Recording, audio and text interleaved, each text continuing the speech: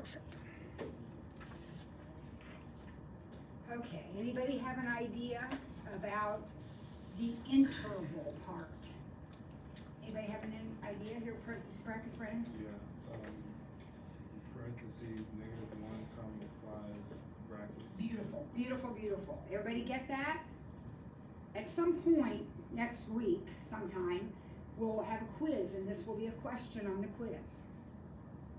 All good. Now, what about with x's? What's it gonna look like as an inequality? Right?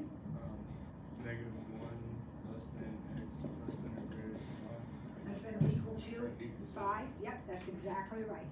That's exactly right. Remember, if you're putting x between two numbers, then the symbols you use are always less thans. Always. If you're putting x in between two numbers. All good so far? Oh, wonderful. Okay, now we've kind of already practiced this, but now we're going to write as an interval. I think you can do this. Take a second and see if you can write these three problems as an interval. Now remember, interval means parentheses and brackets. Parentheses and brackets.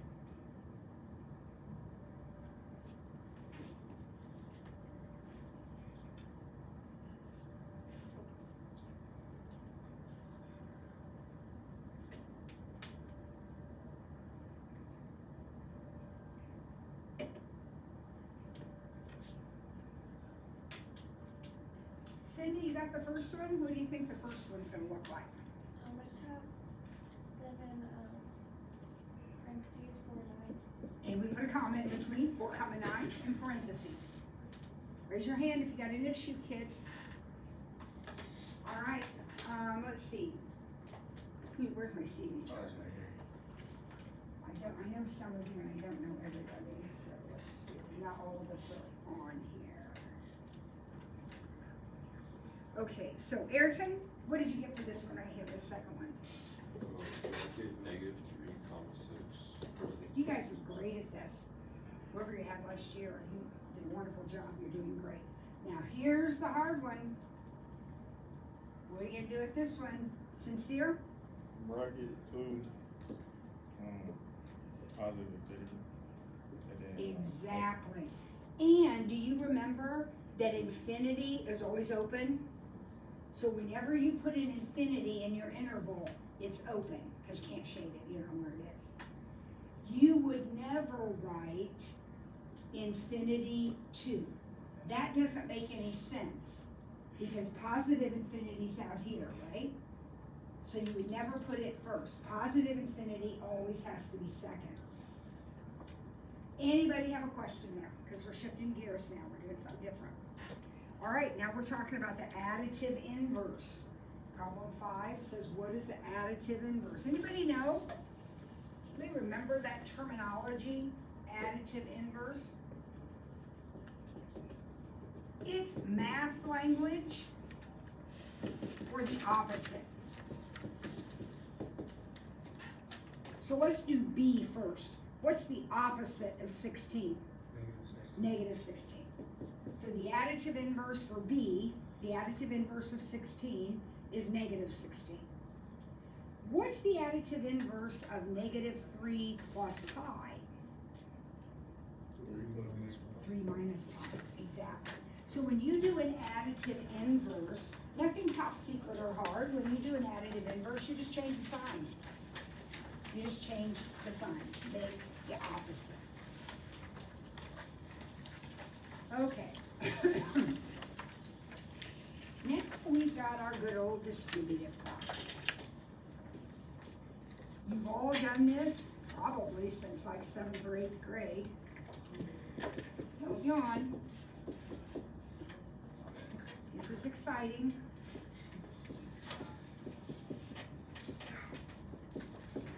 All right, so let's look at the first one here. Use the distributive property. Joshua, do you remember distributive means we multiply multiply what's outside the parentheses times everything inside the parentheses. Yeah. So can you do this one? It's Yeah. got some stuff going on. Okay, what is it? 12x plus 6y. Now, he is really close. You're very, very good. You're really close. Negative But there's something else going on here. What do you think? Doesn't it go to 12x squared and then 6xy? Exactly. The x has to be distributed to Joshua. Is it Joshua? Yes. It has to be distributed also. So you have 12, and then you have an x times an x, so that is x squared. And then we have a 6 and a y, but we also have an x. Everybody good? Perfect. Good, good, good. It's 4. This doesn't look like a distributive problem. There's no parentheses. Well, remember, the distributive property works both ways.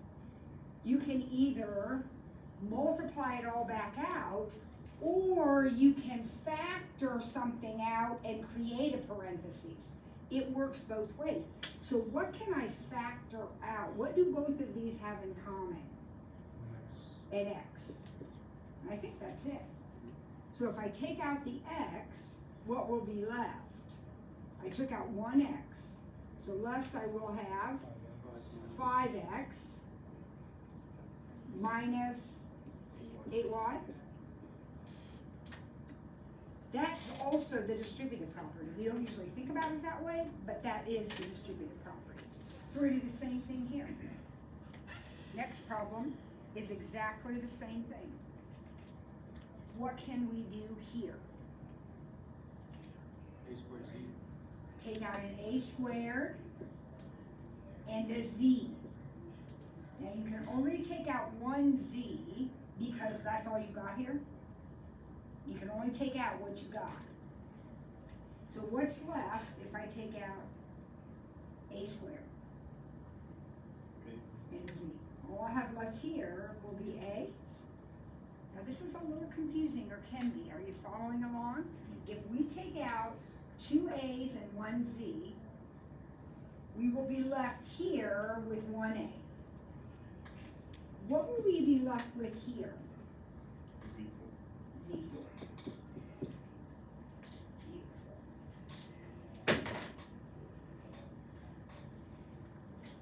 All right, try D. Try D on your own, see what you come up with.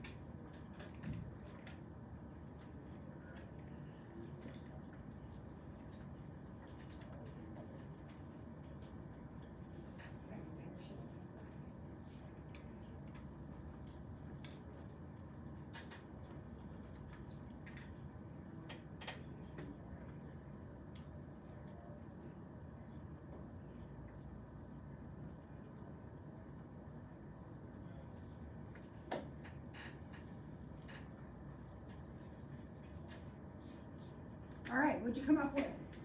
Who's gonna share? Let's see. Who hasn't talked yet today? Do you have anybody? Gabby Blaney, what'd you get here? 2x squared y and then 2. What did you say? 2x squared y and then 2 in the parentheses. Okay, I think I wasn't clear on my instruction here. What I want you to do is distribute this. So Oh. take 2x squared times this. So can you do that for me? Oh, then 10x squared y minus 6x squared.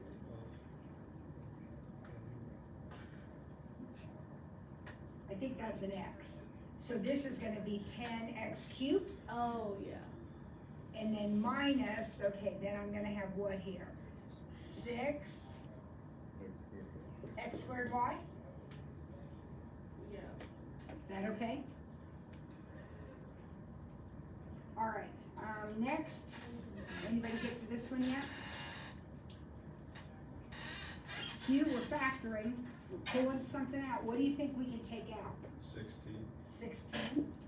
So if we put, oh yeah, there's no letters or anything, so just 16, okay. So if we take out a 16, what are we gonna have left here? 10A. 10A. 10A.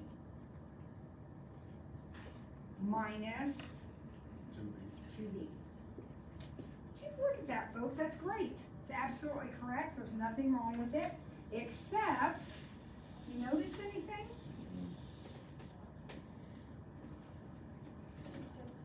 We can still take out more, can't we? These are big numbers, it's a little bit confusing. But see that 10 and that 2? That means we can actually take out another 2. So if I take out another 2, that will be a total of 32 out here. This is multiplication when I pull out another 2. And then I'll be left with 5A minus 1B. When we simplify, it is important that we simplify as far as we can.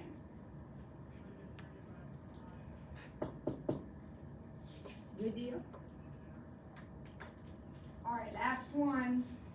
Be careful on this one. Kendrick, what do you think? What'd you get on this one? Negative 6x plus 42y 21y? or 21y. Okay, I'm so happy. I wish I had a nickel for every time kids didn't change that sign. He did, good work. Because that negative gets times by that negative and it needs to be a positive. Very, very good.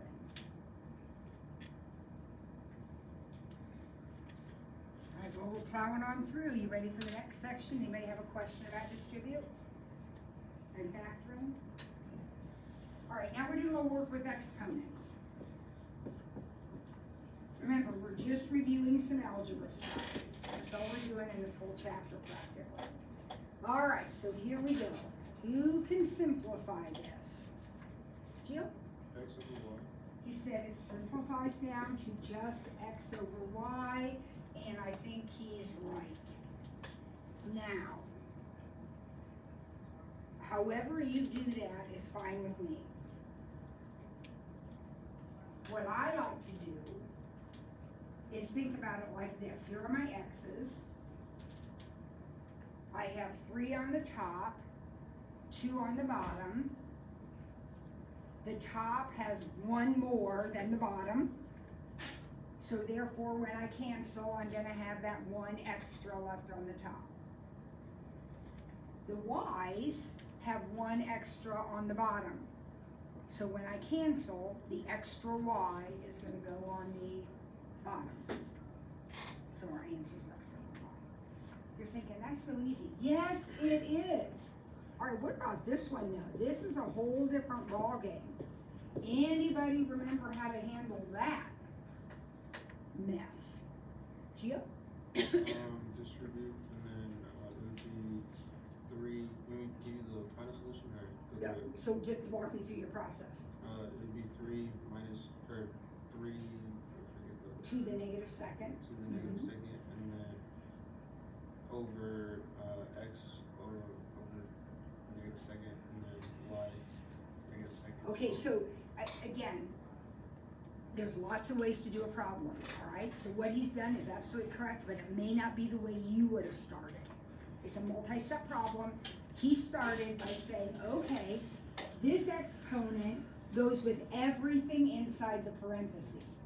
So he said, I'm just gonna write it with the exponent on everything. Now, you might not start that way, but does that make sense to you? I mean, that's a way to start. Okay, then what? And then flip everything to be positive. We don't like negative exponents. So we gotta make them positive, and we make them positive by moving them within the fraction. So this guy right here is on the top. So as Gio said, he's gonna go to the bottom. And when I move him to the bottom, his exponent becomes positive. When you move them, they become positive. So this one is already on the bottom, so he'll go to the top and become positive. This one likewise go to the top and become positive. Now, all my exponents are positive. Does anything cancel? Like this problem, do I have anything in there that'll cancel? No. About the only thing I can do is change my 3 squared into a 9. And there's your answer.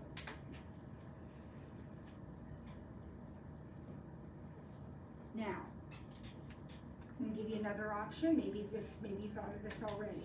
If I'm walking down the hall and I find this problem in the hall, this is absolutely right, but that's not the way I would do it. It's fine. There's nothing, it's beautiful. Nothing wrong with that. But when I look at this and I see that negative exponent on this whole fraction, ultimately, doesn't that mean that that fraction is going to flip? Because everything on top is going down and everything on the bottom is going up. And then I can distribute like he did and get x squared y squared over 3 squared or 9. Another way, another option. There is no one right way. There's lots of right ways. But a negative will flip the whole fraction. Any question about that? All right, this next one is wild and wacky. Take a minute, look at it, think about it.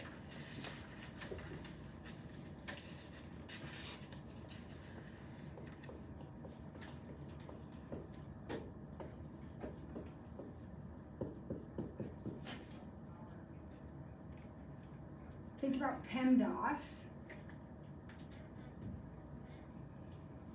What might be the very best way to start, Gabe? Do you have an idea? I said distribute the 2. I think that's a great idea. We're gonna distribute that exponent. So be careful though, Gabe, when you say you're gonna distribute this exponent, it has to go to the 4 also. So it'll be 16 X to the 4th. x to the 4th. Very, very good. These exponents get multiplied. So it's 16, 4 squared, not 8, it's 4 squared, so it's 16, x to the 4th, and we still have our y to the 5th, and we still have all this stuff on the bottom.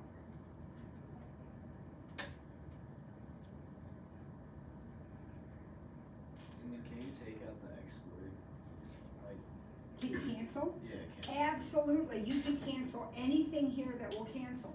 So you have noticed that we've got x's on top of x's. So there's 4 on the top and 2 on the bottom. So there's gonna be 2 left over on the top. Everybody following? All right. Nothing's gonna cancel with that y, would you agree? Yes. How about this? 16 over 4, that's regular reducing, right? What's 16 over 4? 4. And I'm gonna erase this because I don't even have a denominator.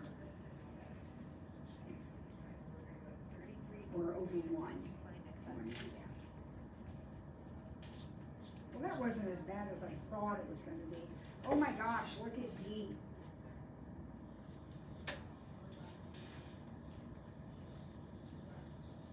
D is a disaster.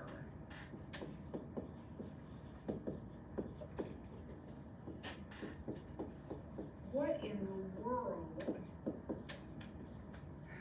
Let's see. What in the world do you think we should do here? Alicia, do you have any ideas at all about what might be a good way to start this? Flip the negative. Exactly. Move those negatives. We do not want negative exponents. So, if it has a negative exponent, it's moving. So this guy right here is coming to the bottom. This guy is coming to the bottom. This guy is staying right where he's at. This guy is staying right where he's at. He's going to the top. he's staying where he is. Now, did you follow that, everybody? If it's positive, it stays right where it is. Just leave it be. If it's negative, it moves either up or down, depending on where it starts. All right. Now, Sydney, what's happening now? What are we going to do here? I added the bottom, so I did y to the fourth plus x to the second. Then add the exponents. Yes. So you made this x to the sixth. Kids, remember, if you get confused, write it out. This is 4 x's times another 2 x's. Isn't that 6 x's altogether? So these two make x to the 6th. Sydney, what'd you do with your y's? Now that's a little bit different ballgame. Be careful. I subtracted them, so I had minus 3 and then I put y to the second on top. Exactly. There's 5 y's on the top and 3 y's on the bottom. So there's 2 extras on the top. So I'm going to put y squared on the top. The top has more than the bottom. So the leftovers are going to be on the top. And then what about our z's? Remember, no exponent means a 1. So we got 1 on the top, 6 on the bottom. So cancel all that out. What are you going to end up with? You're going to end up with 5 on the bottom. Now I heard somebody say z to the negative 5th. Yes, but we don't do negative exponents. So it's actually going to be z to the 5th on the bottom. If that confuses you, just stop and think about the weighting. You have 1 on the top and 6 on the bottom. The bottom is heavier. The extras are going on the bottom. Beautiful, beautiful, beautiful. All right, 2 more. Give them a shot. Try them both. See what you can come up with. E and F.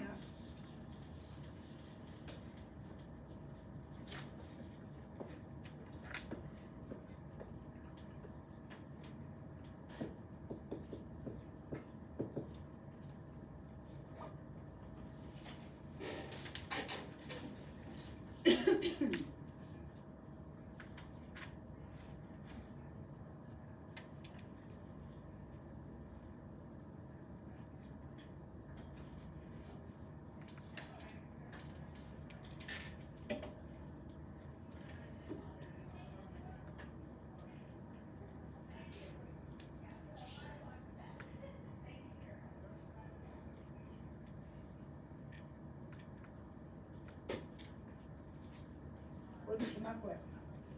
You got answers to those yet?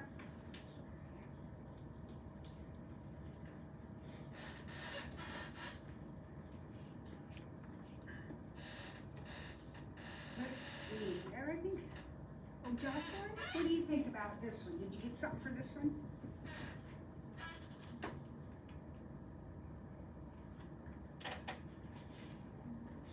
Not sure? How about this one? Did you get something for this one? Okay, what'd you get for this one?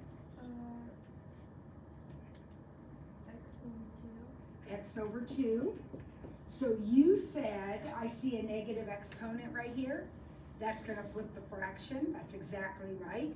But you still have the 2 out here. Okay?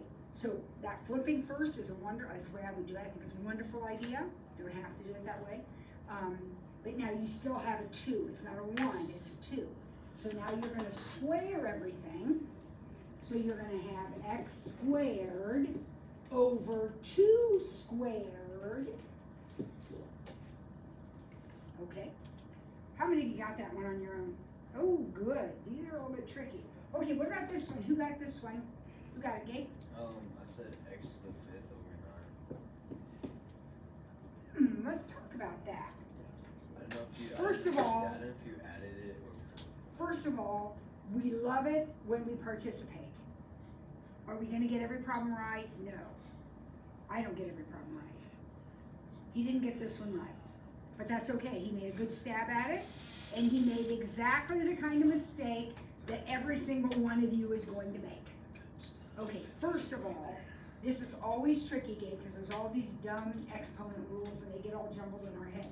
So when you're confused, you said, I didn't know if I should add or when you're confused, think about what that means. Doesn't that mean x squared times itself 3 times? Yeah, So how many x's are up there?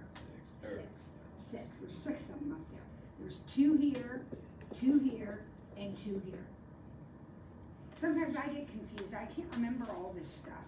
So then I think about, okay, what does this really mean? I write it out and I can see there's 6 of them. So it's x to the 6th. This mistake is made over and over and over again. This is 3 to the 3rd power. What does that mean? 3 to the 3rd power. 3 times 3 times 3, right? So that should actually be a 27. It's confusing because these 2 numbers get multiplied. These do not get multiplied. This is 3 to the 3rd. Okay? All right, great. Okay, now we got a little section on scientific notation.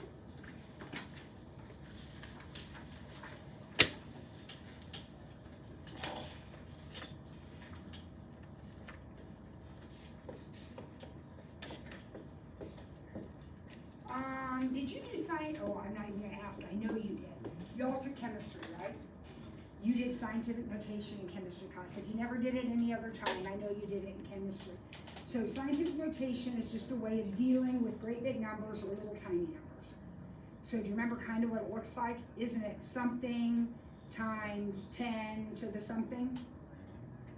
Okay, so where does, so it's something times 10 to the something. We know this is what our scientific notation is going to look like. Where does this part come from? What do I do here? Sydney? Don't you put decimal after the 3? Exactly. So you're going to move in this problem, the natural normal decimal point is right there. That has to be moved 1, 2, 3, 4, 5 places. Because in scientific notation, the rule is you can only have 1 number in front of the decimal. 1 number in front of the decimal. So this is going to become 3.14683. The decimal point has to move all the way to right here. 1 number in front of the decimal point. That's where this comes from. Now, where does the power up here? This is always 10 times 10 to the something. Where does that come from, Brennan? It's how many times you move it. It's how many times I moved it. Did I move it 5? Now, I agree 100%. I don't remember the rules about whether that's a positive 5 or a negative 5. You move it one way, it's positive, one way, it's negative. If you can remember those rules, that's great. I remember it simply, if the number is a large number, the exponent will be positive. If the number is a little number, the exponent will be negative. That's it. It's easy to keep that straight. Okay, what about this guy? Same thing. So it's something times 10 to the something. So what's our rule? 1 number in front of the decimal. So I need to move it to here. So there's 1 number in front of the decimal. So 7.136. 1 digit in front of the decimal point. And 0 doesn't count. 1 digit that's not 0 in front of the decimal point. How many places did I move it? 1. But notice that my original number was a small number, 0.71, so that's actually going to be a -1. Negative.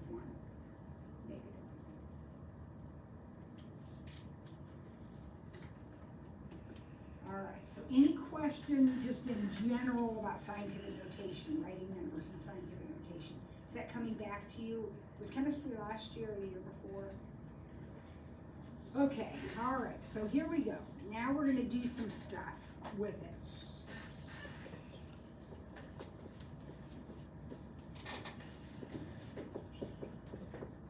If you have your calculators today, you can, we're gonna do some of this on the calculator, not all of it. We're gonna do some of it on the calculator. If you don't, it's okay, I have mine. But here's what I want you to do. This is a massive problem. We are going to break it apart, and we're going to do the numbers first. And by numbers, I mean this, and this, and this. We're gonna do that part first. And then we're gonna deal with the tens. Okay?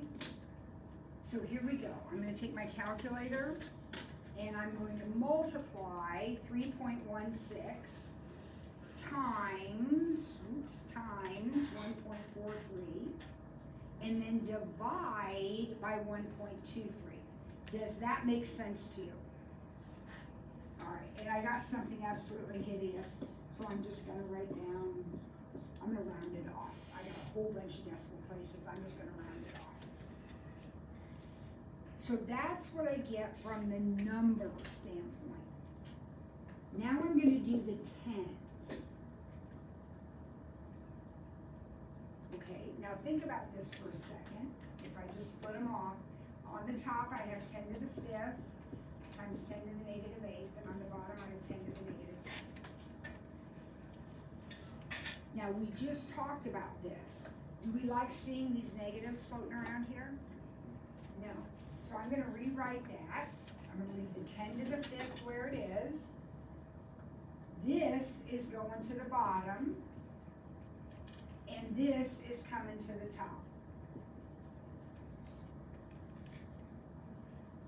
So when I mess around, move around my tens, how many now do I have on the top? I have 5 of them, and I have 10 of them.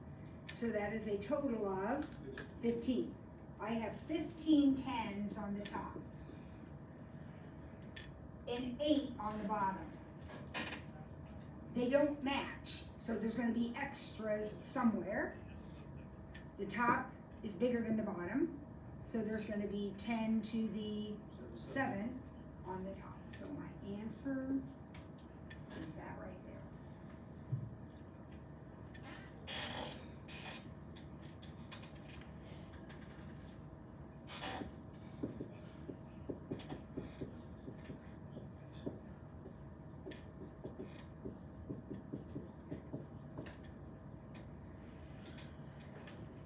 Alright, so what do you think we'll do first?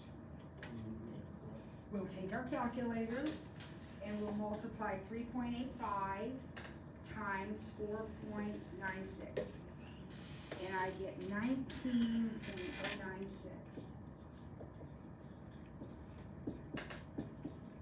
Times 10 to the something.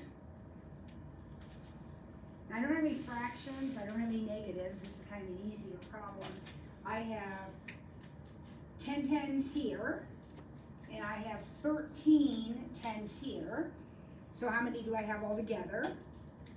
23. Nothing tricky or hard, don't overcomplicate it. You got 10 of them, you got 13 of them, you got a total of 23. We are not done with this problem. Does anybody see something wrong with this problem? So far, we haven't made any mistakes. Q. They're gonna be one number. Exactly. It's not our fault. It just happened that when we did our multiplication, we ended up with 2 numbers in front of the decimal. Not allowed. If you're in scientific notation, that's not allowed. So I know I'm gonna have to move that one place, right? So I'm gonna have 1.9096 times 10 to the something. Is it 24, he says. He's exactly right. Now, I don't know how he got 24. He's a smart guy, I don't know. But I want you to think about this. First of all, do you understand, does it make sense to you that this number is gonna change by 1? Because we moved 1 decimal place. So now we gotta decide, okay, is it gonna be 1 bigger, 24, or 1 less, 22?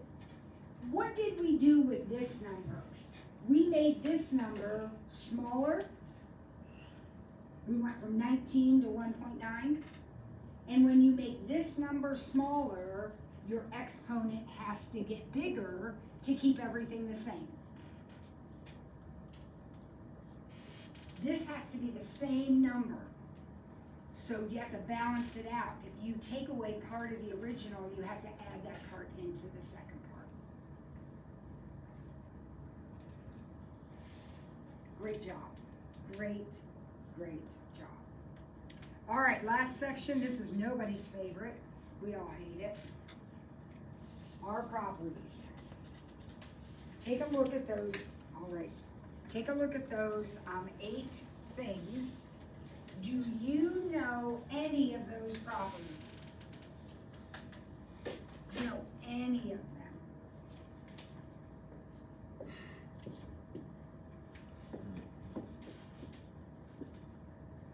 Come on, let's go. Somebody knows one of something here. Any of them? Yes, Joshua? Is A distributed? A is distributed. Very good. And we just write distributed. Perfect. That's it exactly. All right, anybody see another one? We don't have to go in order, but we can. F, multiplication. F is actually, it is definitely multiplication. It's multiplication by 1. And when you multiply by 1, you don't change the number. So that is called, letter F, yeah. That is called the multiplicative identity. Identity means you don't change the number. Now you can abbreviate that, multiplicative identity. If you want to abbreviate it, you certainly can. You never need to say the word multiplicative. It's a little hard to say. Multiplicative identity. Beautiful. Yep. For D is addition or additive identity? Exactly. It's called the additive identity, which again you can abbreviate to add ID. That's the additive identity. Do you see how D and F are related? D says if you add 0, you don't change the number. F says if you multiply by 1, you don't change the number. Beautiful. Beautiful. Anybody see another one you know? You're doing great. Let's see if we can get one more. How about H? We've talked about H. What's happening in H?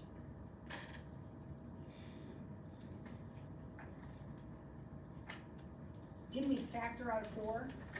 And we said factoring was just another form of distributive. So H is also distributive. Factoring is it's opposite of distributive. It's the same thing, just the other direction.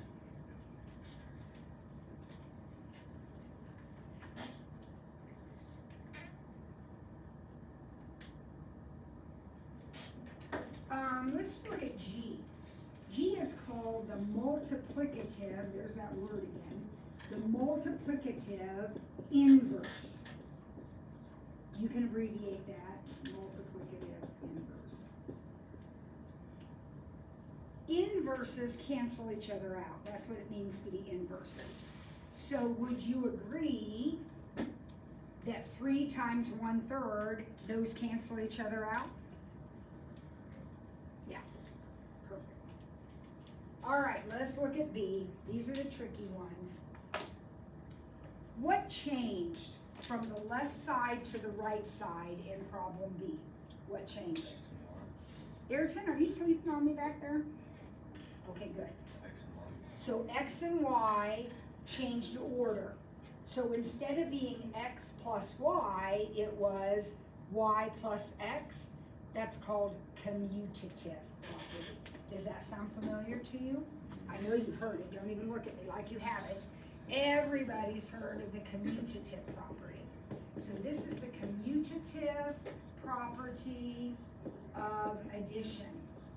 And you can abbreviate that and say COMM plus sign,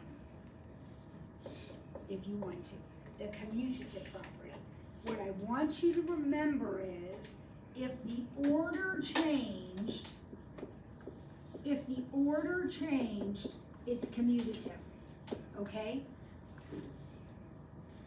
Instead of x plus y, it was y plus x. The order of the letters changed. All right, now, look at number C, or letter C. What changed in C, going from left to right? Didn't the order change again? Instead of the 6 being first, the 6 is now last. So that one is commutative of multiplication.